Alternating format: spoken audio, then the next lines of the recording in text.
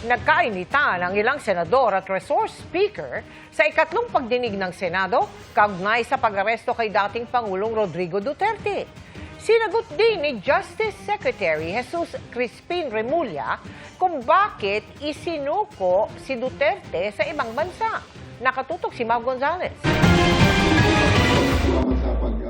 Sa pagharap ng mga opisyal ng ehekutibo sa pagdinig ng Senado, naging mainit ang talakayan kaugnay ng pag-aresto kay dating Pangulong Rodrigo Duterte.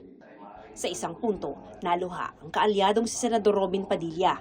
Gustong maliwanagan ng Senate Committee on Foreign Relations bakit sinurrender si Duterte sa ibang bansa, gayong sa Interpol Red Diffusion nakalagay na dapat arestuhin si Duterte para sa posibleng extradition. Ang sabi ni Justice Secretary Crispin Remulla, hindi na posible ang extradition dahil hindi na miyembro ng International Criminal Court ang Pilipinas. Kung miyembro po tayo ng ICC, nakakatulong sana kay President Duterte na hindi po siya ililipad. Siya po yung mismo nag-atras ng ating membership Kaya nga Kasi yung po yung malinaw na malinaw po na may treaty po na kinakailangan para magkaroon ng extradition.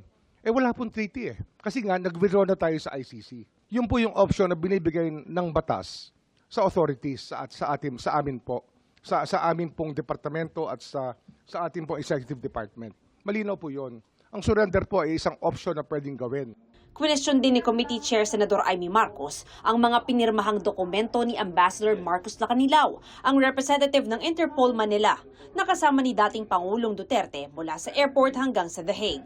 Nakalagay kasi sa form na sinagutan ni Lacanilao na hindi niya alam kung humarap sa competent National Judicial Authority ang inaresto. Alam mo, mula nung dumating na talaga naman hindi pinayagan makita yung abogado, hindi pinayagan pumunta sa Pilipinong husgado, hindi pinayagan lumabas. Bakit mo sinasabing do not know? Nandun ka, nakababad ka, hanggang sa Hague, nandun ka Yun ho kasing certification, yung details, nandun doon po sa DOJ certification. Yun ho yung inaantay ko that time. pag sinabi mong di mo alam, you are lying. Sinagot din nila Lacanilao sa dokumento na nakatanggap ng legal assistance ang dating Pangulo sa national proceedings.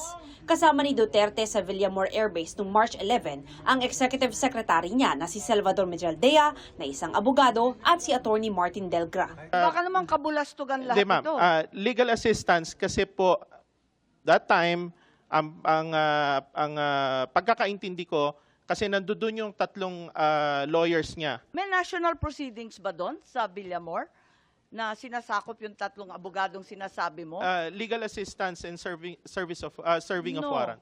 Dahil hindi katanggap-tanggap sa mga senador ang sagot ni Lacanilao, ipinakontempt siya ni Senador Bato de la Rosa. Paliwanag ng Justice Secretary, ang sinagutang form ay para sa extradition. That's an extradition form. Kaya ang mga tanong po dyan is for extradition, not for surrender. The representative of the Philippine government should not just sign. He should have noted there, surrender to, not applicable, etc. Para sa GMA Integrated News, Mav Gonzales, Nakatutok, 24 Oras.